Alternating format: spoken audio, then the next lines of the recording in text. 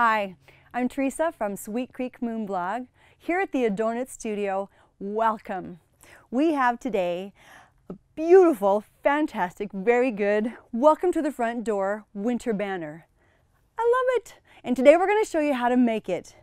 You'll notice that it's fabulous. Okay, let's get started. You'll notice on this snowman that there are going to be some options for doing some outlining around the edge. It's just something that I wanted to do. You don't have to do it, but I think it adds a little bit of pizzazz. Here are all of the things that will come in the kit, except for the heat and bond. But you'll need embroidery floss if you want to outline anywhere on the snowman, scissors, and I also use these to help me with the little corners. I don't use them on my toes, just in case. A 1/2 inch heat and bond hem tape, as well as heat and bond. You'll notice that I bought the light for this one because if you do any of the stitching on the outside of the snowman, you're not going to want to mess with the medium or even the thick heat and bond because your fingers will despise you. They will despise you. So let's get started. All right, you'll have 3 different segments, and all I did was sew a seam, a 1/4 inch seam, to make sure that they were attached, then went all the way around the edge and ironed first on the sides, and then put the hem tape on the inside, and then folded it over, and according to instructions, not destructions, the instructions, finished it up really quickly. It's a fast and efficient way to finish a seam. After the sides were done, I did the top. And then we have the background for the snowman. Now, here are the pieces that I used. Yours won't look this way. On the pattern, there will be arrows as far as where you can put them for placement. Most of you will be able to, if not all of you, just look at the picture and use that as a reference for how to put this, where to put the snowflakes and the snowman and the scarf and everything. So, there's all of our pattern pieces. I first, after I did the background, so the top and the middle and the bottom pieces together, took all of the pieces that you'll find over here and put them on the heat and bond, following the instructions, so all of them would have a backing. Then, 2 things that are really important for the snowman are be careful of the layers, and if you look at the instructions or at the picture, you'll be able to pick up on that.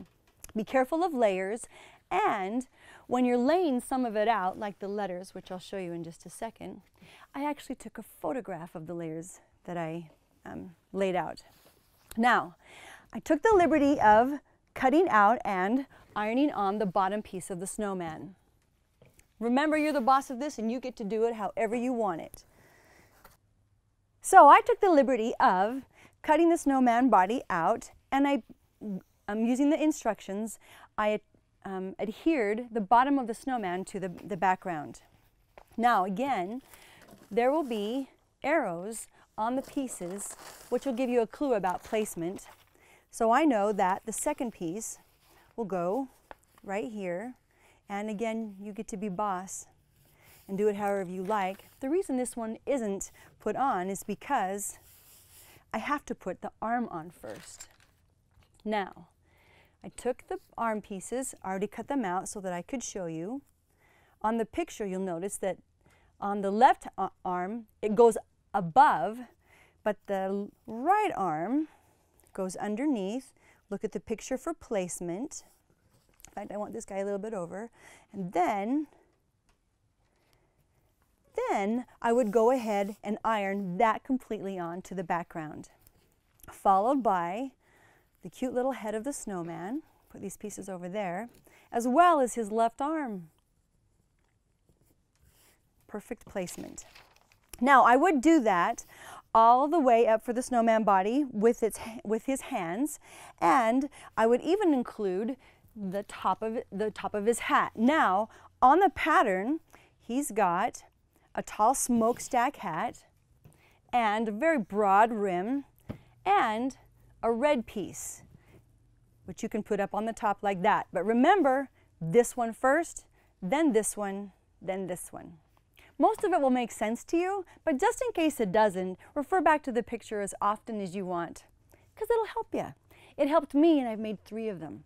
I looked at the picture and I've made 3. Okay, so we'll put this guy away. Next step is placement, placement, placement. After this, all it is going to be about is placing these different pieces that you have for the snowballs. Again, your best friend is going to be the picture. After you have all of them, now you'll notice this, all of them have a backing which I have taken off so you can just see the shiny part. These are all the different pieces of snowflakes. This one has a piece of felt as well as a piece of fabric on the front. I went ahead first and put the backing on the fabric piece. Don't put backing on the, what is the name of this? I just said felt. On the felt until you've ironed on all the fabric, because you'll be sad because this will adhere to the ironing board or wherever you put it. Now, we have the different snowflakes. I know this one happens to be the big one. Did something fun with it in the way of a curly Q. Hand stitched it, or you can machine sew it if you want to. You'll just go and you will lay out the snowflakes wherever you want them or however they're placed on the picture. Now I want to show you something with the letters. On the piece of fabric that you will receive, I put the backing on it first. Then I placed, and you'll notice that I have it says Burr at the very top of it, which is adorable.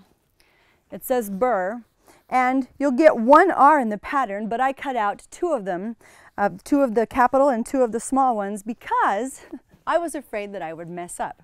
So I laid them out, and some of these are cut too because they're buttons. And I laid it all out, and then I took my camera out and took a picture so that when I take everything off to cut the B with, I can refer back to the picture to know exactly, just to make sure that I have enough room for everything that needs to fit. Now, once I cut out the pictures, or cut out the letters, this is the same trick as before with the R, and we'll do this. With the R, the same with the R and the B. I take off the backing, toss it, then taking my little cuticle scissors, because they have a really great point on them. Just go through and cut, and then holding, I didn't put a hole in it, extra hole in it with a pin, but you certainly could do that. Just cut it through, and it's easier, it gets into tight spaces, super tight corner, and it does it with an even cut, which is a bonus. Now, before you iron, I would cut all of your letters out and all of your snowflakes out, and then place. Place and press, place and press, and constantly check how it goes. So, following the order, and you can do this any way that you want. I'd put a small R there. Again, just following the pattern. So this is going to be rather intensive as far as cutting out. Put in a movie that you've already watched so you don't have to watch it closely, but you can be delighted by it, to cut everything out and then place it again as you, there are so many tiny cute pieces. Now, that's the end of it. You could not write, this one's not completed, but placing and placing, place and press, put the nose on and press so that it's bit by bit by bit. Again, let me show you the beginning one. So cute. After it was completely done, I used a sewing machine to go around all the way inside of this one, make a snowflake inside of that one. You'll see that this one just has whatever kind of stitch you want. It's your banner, you get to do what you want, but it's delightful. This one kind of looks like a lemon peel, which is delightful. So here's another cute tip for just around the snowman's neck with the scarf. On the pattern, you'll see that there will be 4 little lines. Before you press, I'll use the sharp scissors, before you press the scarf, just cut 4 little lines, which will be the fringe on the scarf, which is rather cute. so that when you lay it across, you can, and you'll do this slowly with the iron so that it can flay out a bit. Iron it out for the exact same instructions. And if you want, I put this out, ironed it, then went to the next one, ironed it, went to the next one, and ironed it so that it ended up being as cute as this guy, which looks like a little knit scarf. Ta-da! Thanks for watching. If you liked what you saw, go ahead and subscribe to our YouTube channel because we have a lot more where this one came from. Thank you.